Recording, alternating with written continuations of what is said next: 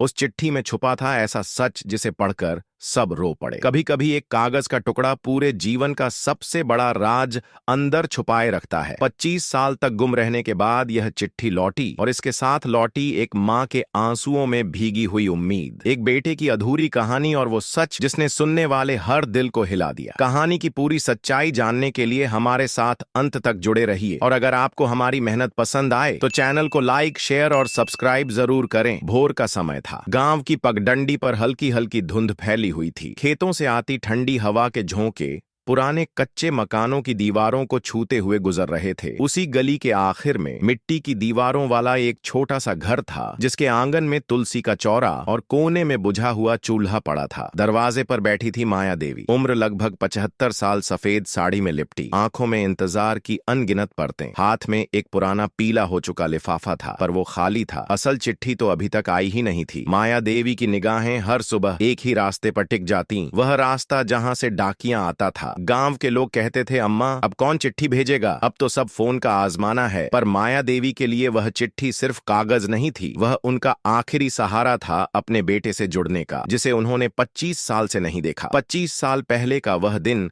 आज भी उनकी आंखों में ताजा था जब उनका बेटा आकाश गांव छोड़कर शहर चला गया था। उस दिन गुस्से में कहे गए कुछ शब्द और फिर पीछे मुड़कर ना देखने का उसका फैसला, दोनों ने माया देवी की दुनिया उजाड़ दी थी। तब से हर महीने वो डाकघर जाती और पूछती, मेरे आकाश की कोई चिट्ठी आई क्या? डाकिया बस सिर हिलाकर चला जाता। उस सुबह भी जैसे ही गली में साइकिल की घंटी बजी, माया देवी का दिल तेज धड़कने लगा। डाकिया सामलाल हमेशा की तरह मुस्कुराता हुआ बोला, अम्मा आपके लिए चिट्ठी है, लेकिन यह कुछ अलग है। माया देवी ने कांपते हाथों से लिफाफा लिया। उस पर लिखी तारीख देखकर उनकी सांसें थम गईं। तारीख 15 दिसंबर 2000, यानी यह चिट्ठी तो 25 साल पहले की थी। उनकी आंखें भर आईं, सवालों का सैलाब मन में उठने लगा। ये इतने साल कहां थी? किसने रोका? क्या इसमें मेरे बेटे का आखिरी संदेश है या कोई सच जो मैं कभी नहीं जान पाई? चिट्ठी को सीने से लगाकर माया देवी धीरे धीरे आंगन में आई और जैसे ही उन्होंने लिफाफा खोला, 25 साल पहले का वह दोपहर का समय, गांव के आसमान में बादल थे और हवाओं में एक अजीब सी बेचैनी। माया देवी आंगन में बैठी चूल्हे पर रोटियां सेक रही थी। तभी आंगन में कदमों की आहट गूंजी। अम्मा मैं जा रहा हूं, यह आवाज थी आकाश की। माया देवी ने पलट कर देखा तो आकाश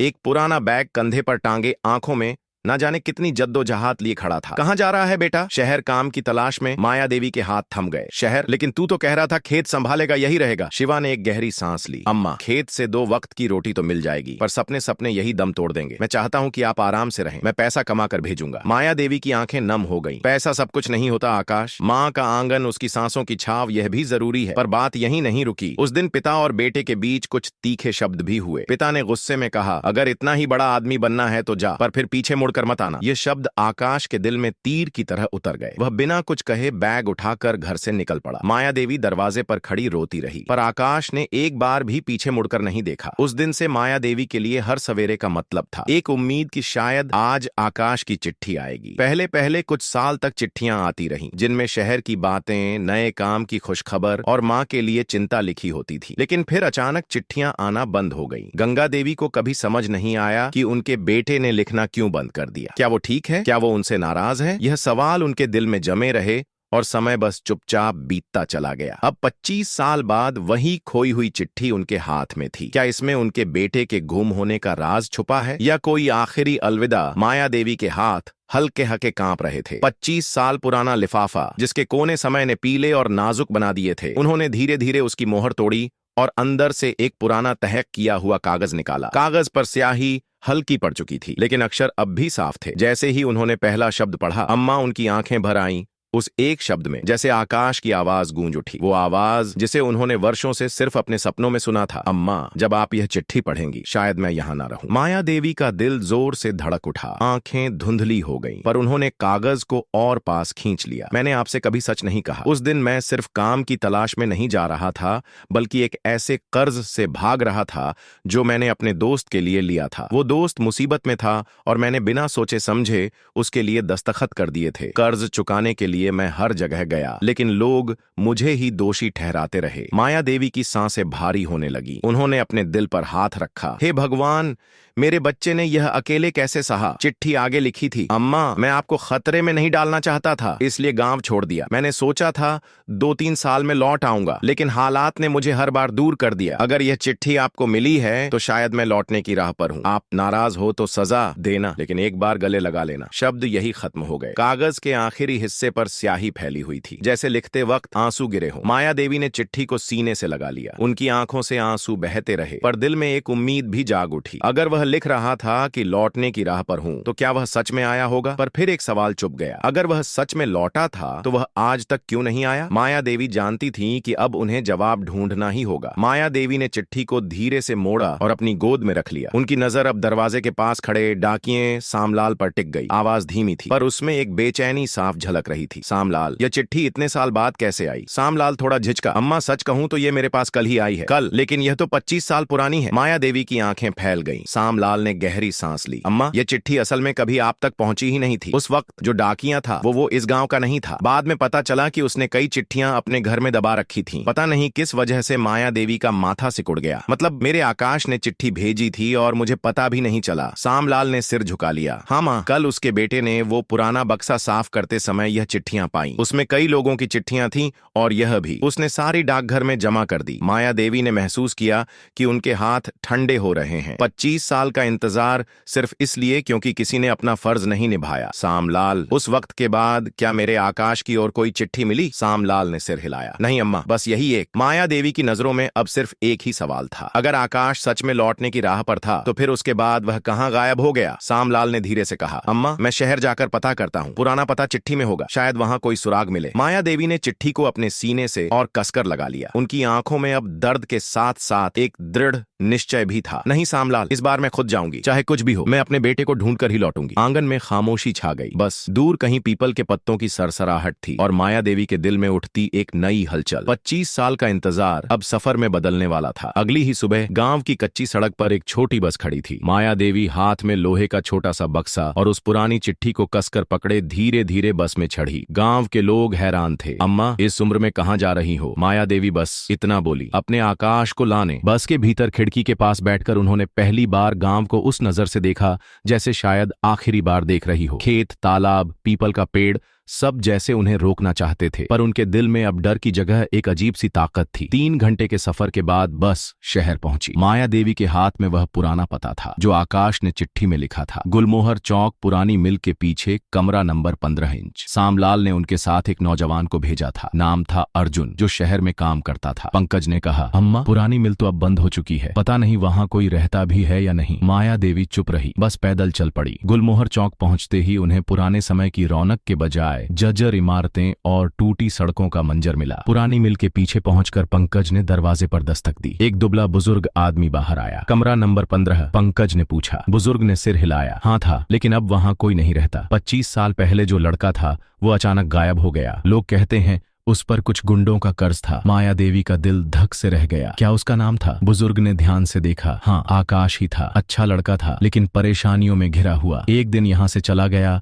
और फिर कभी नहीं लौटा। माया देवी की आंखों में आंसू आ गए। क्या आपको पता है वो कहाँ गया? बुजुर्ग ने सिर हिलाया। नहीं, लेकिन मैंने सुना था वो नदी किनारे वाले मंदिर में अक्सर जाता था। वहां शायद कोई जानता हो। माया देवी ने मंदिर का नाम सुना तो उनकी आंखों में उम्मीद की एक किरण चमकी। शायद यही वह धागा था जो उन्हें आकाश तक ले जा सकता था। अगले दिन सुबह माया देवी और पंकज नदी किनारे वाले पुराने मंदिर की सीढ़ियों पर पहुंचे। सुबह का सूरज पानी पर सुनहरी परछाइयां बिखेर रहा था और मंदिर की घंटियों की आवाज पूरे घाट पर गूंज रही थी। माया देवी ने आहिस्ता आहिस्ता सीढ़ियां चढ़ी, जैसे हर कदम उन्हें अतीत के करीब ले जा रहा हो। मंदिर के मुख्य द्वार पर एक वृद्ध पुजारी बैठे थे, माथे पर चंदन और हाथ में माला। माया देवी ने आगे बढ़कर हाथ जोड़ दिए। बाबा, मैं अपने बेटे आकाश को ढूंढ रही हूँ, सुना है वह यहाँ आया करता था। पुजारी ने उनकी आंखों में गहराई से देखा। तुम आकाश की माँ हो? गंगा देवी का दिल जोर से धड़क उठा। हाँ, आप जानते हैं उसे। पुजारी ने लंबी सांस ली और पास रखी लकड़ी की चौकी पर बैठने का इशारा किया। माँ, आकाश यहाँ अक्सर आता था, बहुत शांत, लेकिन अंदर से टूटा हुआ। वो घंटों इस नदी को देखता रहता था, कहता था इस पानी की तरह मैं भी बह गया हूँ, लेकिन ठिकाना नहीं मिला। माया देवी के गले में रुलाई अटक गई। फिर क्या हुआ बाबा? पुजारी ने आंखें झुका ली। एक दिन वो यहाँ आया, बहुत घबराया हुआ था। कह रहा था कि कुछ लोग उसका पीछा कर रहे हैं। मैंने उसे कहा कि मंदिर में रह जाओ, लेकिन उसने कहा अगर माँ तक मुसीबत पहुंच गई तो मैं जीते जी खुद को माफ नहीं कर पाऊंगा। उस दिन के बाद वह कभी नहीं आया। माया देवी की आंखों में आंसू भर आए। आपको पता है वह कहाँ गया? पुजारी ने धीरे से सिर हिलाया। बस इतना जानता हूँ कि वह पुराने पुल की तरफ गया था। सुना है पुल के उस पार एक अनाथालय है, शायद उसने वहीं शरण ली हो। माया देवी के सीने में उम्मीद और डर दोनों एक साथ उठने लगे। अगर आकाश जिंदा है तो क्या उसने सच में अनाथालय में रहना चुना? और अगर हाँ, तो वह आज तक घर क्यों नहीं आया? उन्होंने चिट्ठी को अपने सीने से लगाया और दृढ़ आवाज में कहा, बाबा मैं उस अनाथालय तक जाऊंगी, चाहे जो भी सच सामने आए। पंकज ने उनकी ओर देखा और हल्का सा सिर हिलाया। अम्मा चलो, शायद अब हमारी तलाश खत्म होने वाली है। पुराने पुल को पार करते ही माया देवी और पंकज एक बड़े से लोहे के गेट के सामने रुके। गेट के ऊपर जंग लगा बोर्ड टंगा था, नवजीवन अनाथालय। भीतर से बच्चों की हंसी खुशी की आवाजें आ रही थीं, लेकिन माया देवी का दिल बेतहाशा धड़क रहा था। गेट खोलते ही एक मध्यम उम्र की महिला बाहर आई। उन्होंने माया देवी को देखा और मुस्कुराकर बोली, आप किससे मिलने आई हैं? माया देवी ने कांपती आवाज में कहा, मैं अपने बेटे आकाश को ढूंढ रही हूँ। सुना है वो कई साल पहले यहाँ आया था। महिला का चेहरा अचानक गंभीर हो गया। उन्होंने गंगा देवी को अंदर आने का इशारा किया और एक पुराने ऑफिस में बैठा दिया। फिर धीरे से बोली, हाँ यहाँ आया था लगभग 20 साल पहले। माया देवी ने सांस रोक ली। वो अब कहाँ है? महिला की आंखें थोड़ी नम हो गईं। आकाश जब यहाँ आया तो उसके पास कुछ नहीं था। उसने कहा था कि वह खुद अनाथ नहीं है, लेकिन घर वापस नहीं जा सकता। वो यहीं बच्चों की देखभाल करने लगा, उन्हें पढ़ाना, खाना बनाना, बीमार पड़ने पर इलाज कराना, सब कुछ। लेकिन 4 साल पहले महिला एक पल को रुक गई। क्या हुआ? माया देवी ने अधीर होकर पूछा। महिला ने गहरी सांस ली। 4 साल पहले एक भयंकर बाढ़ आई थी। कई बच्चे फंस गए थे। आकाश ने अपनी जान जोखिम में डालकर सबको बचाया, लेकिन खुद वापस नहीं लौट सका। लोगों ने उसे आखिरी बार तेज धारा में बहते देखा था। उसके बाद बस उसकी एक पुरानी तस्वीर और कुछ सामान हमें मिला। माया देवी के हाथ से चिट्ठी फिसलकर जमीन पर गिर गई। उनकी आंखें खाली हो गईं, जैसे शरीर में जान ही न बची हो। पंकज ने जल्दी से उन्हें संभाला। महिला ने धीरे से एक छोटा सा बक्सा उनकी ओर बढ़ाया। यह आकाश का है, इसमें उसकी आखिरी चीजें हैं। माया देवी ने बक्सा खोला। अंदर एक पुरानी घड़ी, एक टूटी हुई चैन और एक दूसरी चिट्ठी थी जिस पर लिखा था, अम्मा के लिए। माया देवी की उंगलियां कांपने लगी। उन्होंने आंसुओं से धुंधली आंखों से लिफाफा खोला। माया देवी के कांपते हाथों ने लिफाफा खोला। अंदर से निकला कागज हल्का सा नमी से मुड़ा हुआ था, जैसे उसे भी आंसुओं ने छुआ हो। उन्होंने कागज को सीधा किया और पढ़ना शुरू किया। अम्मा, जब मैं यह लिख रहा है, शायद आपको मिलने का समय मेरे पास नहीं होगा। मैंने सुना है कि बाढ़ आ रही है और हमारे बच्चे फंस सकते हैं। अम्मा, आप जानती हैं, मैं हमेशा आपकी तरह किसी का सहारा बनना चाहता था। अगर आज मेरी जान चली भी जाए तो मुझे खुशी होगी कि मैंने किसी की जिंदगी बचाई। मैंने जिंदगी भर आपसे दूर रहकर जीने की सजा खुद को दी, लेकिन यकीन मानिए, हर दिन हर सांस में आप मेरे साथ ही। अगर किस्मत ने हमें अगले जन्म में मौका दिया तो मैं आपका वही छोटा आकाश बनकर लौटूंगा और इस बार कभी दूर नहीं जाऊंगा। आपका आकाश। कागज पढ़ते पढ़ते माया देवी का चेहरा आंसुओं से भीग गया। पंकज ने उनका हाथ थाम लिया, लेकिन उनके भीतर का सैलाब टूट चुका था। उन्होंने चिट्ठी को अपने माथे से लगाया, जैसे उस कागज में आकाश की आखिरी सांसें बसी हों। मंदिर की घंटियां दूर से बज रही थीं, हवा में नदी की नमी थी और माया देवी के होठों से बस एक ही शब्द निकला, मेरा बेटा। उन्होंने आसमान की ओर देखा, आंखें बंद की और फुसफुसाई, आकाश, तूने दूर रहकर भी मां का मान रखा, अब चैन से सो जा बेटा। उस पल नदी के पार कहीं सूरज ढल रहा था, लेकिन माया देवी के दिल में एक अजीब सी शांति उतर आई थी, क्योंकि अब उनका इंतजार खत्म हो चुका था। अब आपसे एक सवाल, दोस्तों बताइए, क्या मां का दिल इतना बड़ा होता है कि वह अपने बच्चे को उसकी सबसे बड़ी गलती के बाद भी गले लगा सके? दोस्तों, अगर यह कहानी आपके दिल को छू गई हो तो कमेंट में जरूर बताइएगा। वीडियो को लाइक और शेयर करना ना भूलें और हमारे चैनल को सब्सक्राइब जरूर करें। फिर मिलेंगे एक नई दिल को छू लेने वाली कहानी के साथ। तब तक खुश रहिए, स्वस्थ रहिए और अपने परिवार के साथ हर पल को संजो कर रखिए। जय हिंद, जय।